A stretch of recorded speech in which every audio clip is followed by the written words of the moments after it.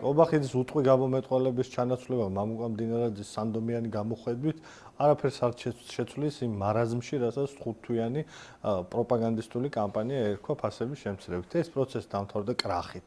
ეს აჩვენა აბსოლუტურად ყველა მდგენელმა ამ პროცესს, რომ კრახით დამთავრდა. არაფრის ფასი არ გაიაფებულა, სტრუქტურულად არაფერი არ შეცვლილა და რაღაც სუპერმარკეტებმა თავის ფასდაკლებებს სახელი გადაარქვეს და ერთად მოაკუჩეს სადღაც ფასდაკლებული პროდუქტები. სირცხვილია ამაზე აპელირება და რა არ არის სირცხვილი, ბოდიშის მოხდა არ არის სირცხვილი.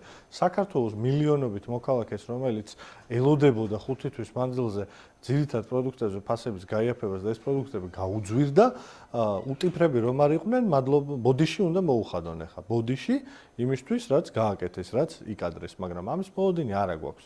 ეხლა სუსი თურმე ფასთა წარმოქმნას იკვლევს, რატო იღლიან თავს დაждდნენ პირველ კურსზე ნებისმიერი უნივერსიტეტის ეკონომიკის ფაკულტეტის ის რამოდენიმე გამომძიებელი, რომელიც ვითომ ამ საქმით არის დაკავებული და იქ გაიგებენ ფასი როგორ წარმოიქმნება. სხვას ვერაფერს შერლოკ ჰოლმსობით ვერ დაადგენენ და გამომძიებლობით ფასი როგორ წარმოიქმნება. ეს არის ძალიან ისეთი ნათლად გაწერილი პროცესი საბაზრო ეკონომიკაში და პირველ კურსზე ისწავლება ეკონომიკის ფაკულტეტის. ამის მიღმა ყველა მცდელობა, რომ საკუთარი თავი გარეცხონ ამ ფასების საქმეში, არის სამარცხვინო, არის უტიფარი და საქართველოს მოსახლეობის აბსოლუტური უმრავლესობის დაცინვა.